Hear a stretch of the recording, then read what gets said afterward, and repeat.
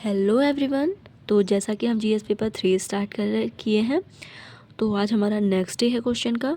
मैंने बताया जैसे कि मिसकॉन्सेप्चुअल अगर माइंड में आपके हैं कि जीएस पेपर 3 में सिर्फ इकोनॉमी है और हम इकोनॉमी को कैसे करेंगे, बट मैंने कल आपको सिलेबस बता के क्लियर कर दिया था कि इसमें economy, agriculture, disaster management, social security and science and tech आता है।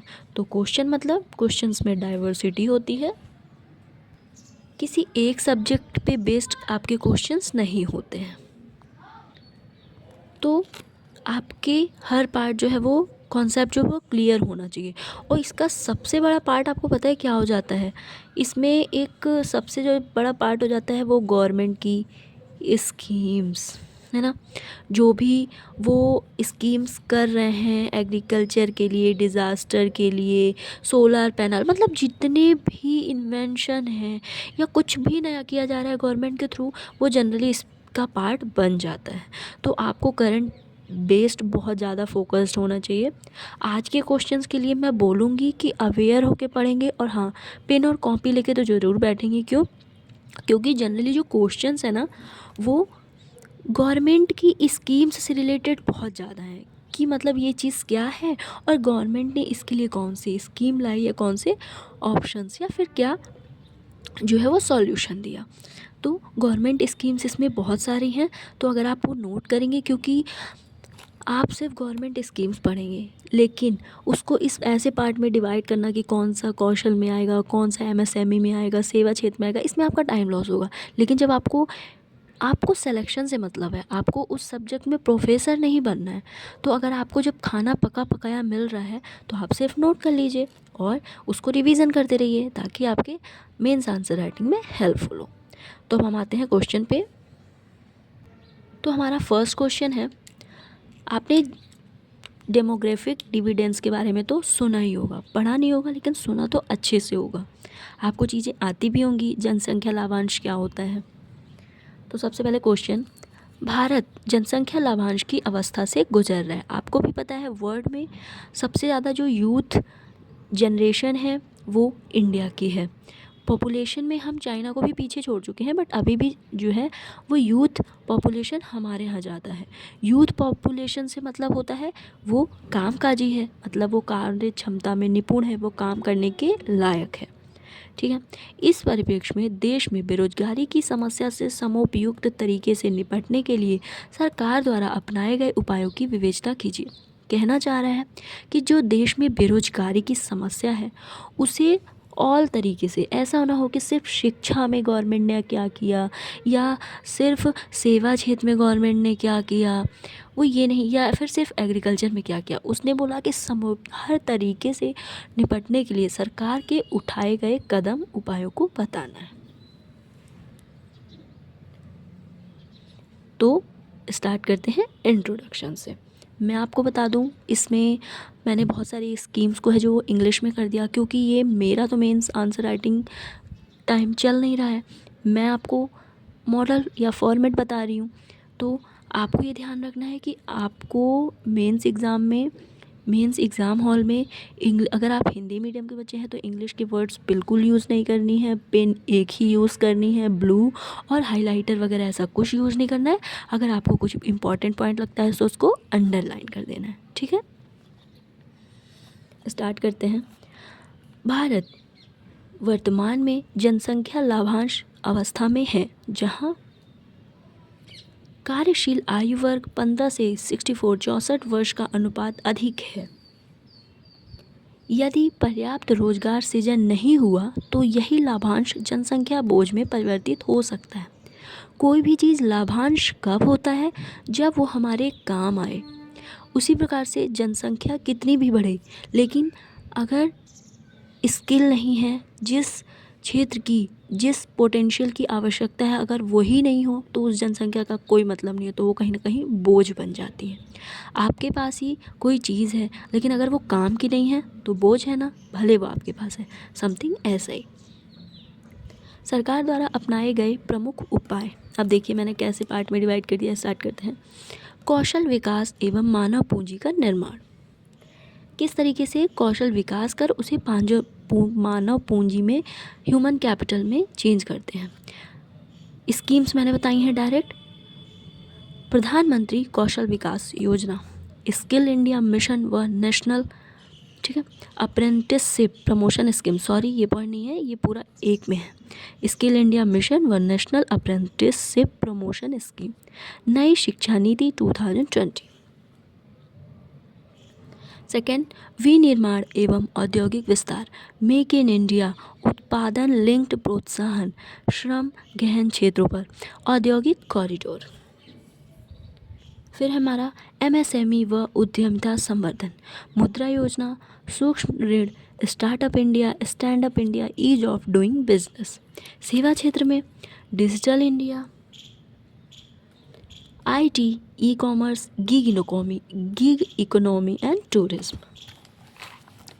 फिर ग्रामीण क्षेत्र में कौन से काम किए गए हैं? महात्मा गांधी राष्ट्रीय ग्रामीण रोजगार गारंटी अधिनियम, दीनदयाल अंत्योदय योजना, कृषि आधारित फूड प्रोसेसिंग, श्रम सुधार एवं रोजगार की अनुकूल नीतियाँ कौन कौन सी हैं? 4 श्रम संहिताएँ, नियम सरलता, औपचारीकरण, ई श्रम पोर्टल। देखा आपने, टू द पॉइंट है और सभी गवर्नमेंट स्कीम्स है, तो नोट करना तो बनता है।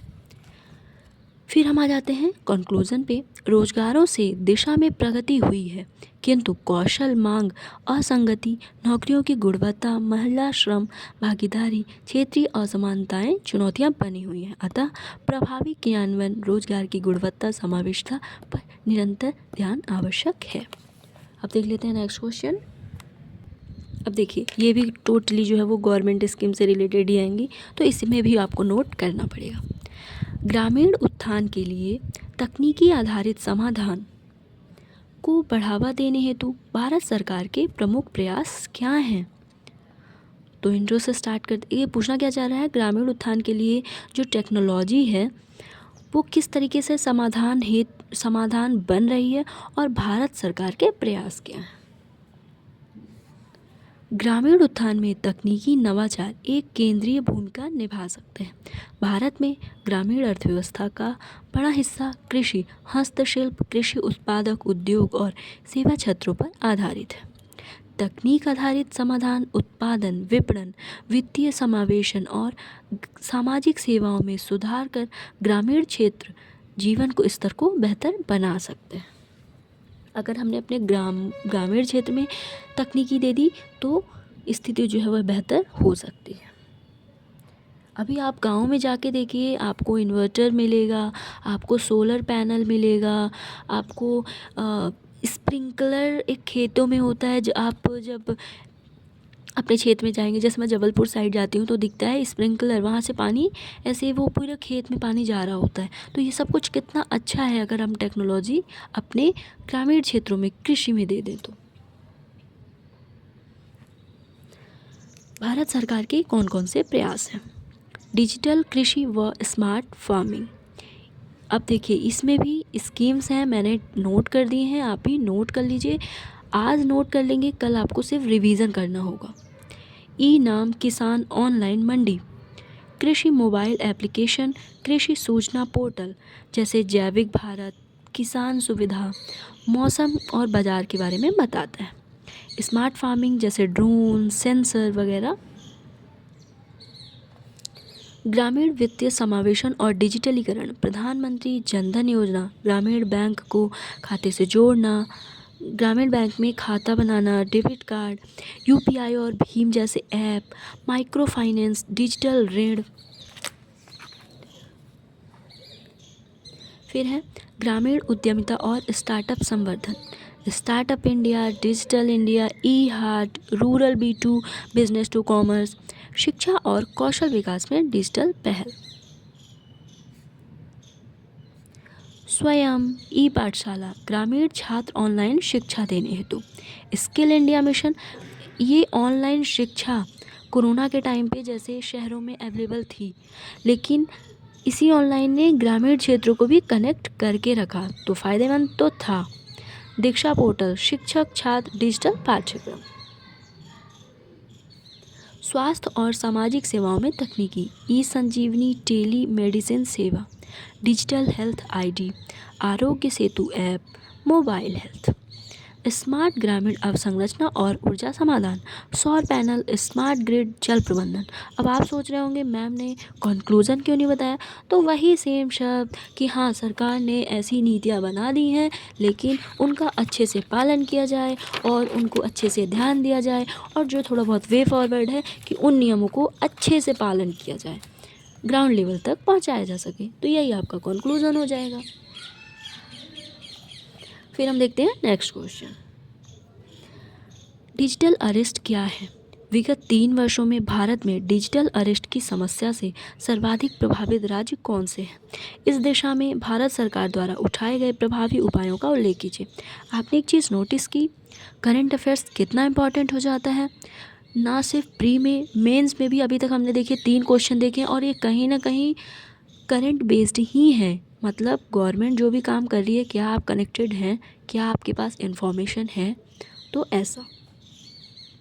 अब ये पूछ रहा है कि डिजिटल अरेस्ट क्या है। लास्ट 3 सालों में सबसे ज़्यादा ये केसेस कौन से स्टेट्स में, राज्य में मिले हैं। इस दिशा में भारत ने कौन से कदम उठाए, मतलब ये 3 पार्ट में कहीं कहीं डिवाइडेड है। डिजिटल अरेस्ट आधुनिक साइबर अपराध और इंटरनेट के दुरुपयोग से जुड़ी एक गंभीर समस्या बन चुकी है। ऑनलाइन डिजिटल होना कहीं ना कहीं समाधान तो था ही, बट बहुत बड़ी प्रॉब्लम बन चुकी है। बच्चों में सुसाइडल थॉट्स की टेंडेंसीज़ बढ़ गई है। मतलब थोड़ा सा भी और उन्हें डांट दो तो उनका सॉल्यूशन सुसाइडल अटेम्प्ट्स होता है। मैं ये नहीं कह रही कि टेक्नोलॉजी हमें प्रमोट कर रही है, बट जो चीज़ें, जैसे आप थोड़ा भी अगर परेशान हुए और आप कंटिन्यू उस चीज़ को ऑनलाइन देख रहे हैं, तो कहीं ना कहीं वो सॉल्यूशन आप उसे खुद से कनेक्ट करने लगते हैं। तो डिजिटली इस तरीके से इसलिए ध्यान देना आवश्यक है कि बच्चे किस तरीके की चीज़ों को समझ रहे हैं, देख रहे हैं। तो केयरफुल रहना अभी के टाइम में बहुत ज़रूरी है। यह किसी व्यक्ति, संस्था या सरकारी प्रक्रिया को डिजिटल प्लेटफॉर्म पर अवैध रूप से रोकने, डेटा ब्लॉक होने से संबंधित है। डिजिटल अरेस्ट में वित्तीय धोखाधड़ी, ऑनलाइन पहचान की चोरी, रैनसमवेयर, बैंकिंग ट्रांजैक्शन हमले शामिल हैं। अभी सिर्फ OTP बताना था, ठीक है। ये एक प्रॉब्लम थी कि लोग अवेयर धीरे धीरे हो गए थे कि हमसे कोई सडनली OTP मांगेगा तो हम नहीं बताएंगे। आपको पता है एक नया तरीका और क्या आया है? देखिए अब यहाँ पे एक एथिकल इशू भी आता है। एथिकल इशू कैसे आता है? कोई व्यक्ति बहुत परेशान है। अभी एक सबसे पहले मैं प्रॉब्लम बताती हूँ। अभी कैसे आया है कि कोई बोलेगा मेरा फ़ोन खो गया है, आप मुझे थोड़ा फ़ोन देंगे। अचानक से वो मैसेज या कहीं कॉल कर देगा, वहाँ से OTP आ जाएगी और वो उस OTP को शेयर कर देगा, आपके अकाउंट से पैसे खाली हो जाएंगे। आप देखिए एथिकल इशू, वाकई में अगर किसी को ज़रूरत होगी, सच में किसी बच्चे का फ़ोन खो गया है, किसी इंसान को अपने घर तक पहुंचना है, तो उसकी तो हम हेल्प नहीं कर पाएंगे। तो मतलब एथिकल इश्यूज़ भी बढ़ते जा रहे हैं, ठीक है। अब देखते हैं 3 वर्षों में प्रभावित राज्य सबसे ज़्यादा कौन से हैं? महाराष्ट्र, तमिलनाडु, उत्तर प्रदेश, कर्नाटका। कर्नाटक में IT से रिलेटेड, महाराष्ट्र में जनरली पुणे बहुत ज़्यादा इफेक्टेड है, मुंबई और पुणे, है ना। सरकार के उपाय क्या क्या हैं? कानूनी ढांचा से रिलेटेड नीतियाँ, information technology act 2000, cyber crime reporting portal, cyber सुरक्षा से related computer emergency response team. अब मैंने इसको इंग्लिश में किया है, आप प्लीज़ देवनागरी भाषा में ही लिखिएगा वरना मार्क्स कट सकते हैं। तकनीकी समाधान, मल्टी फैक्टर ऑथेंटिफिकेशन, ब्लॉकचेन। फिर हम आते हैं सॉल्यूशन पे, कंक्लूज़न पे। डिजिटल अरेस्ट बढ़ती हुई चुनौती है, विशेषकर वित्त, बैंकिंग, सरकारी सेवाओं में।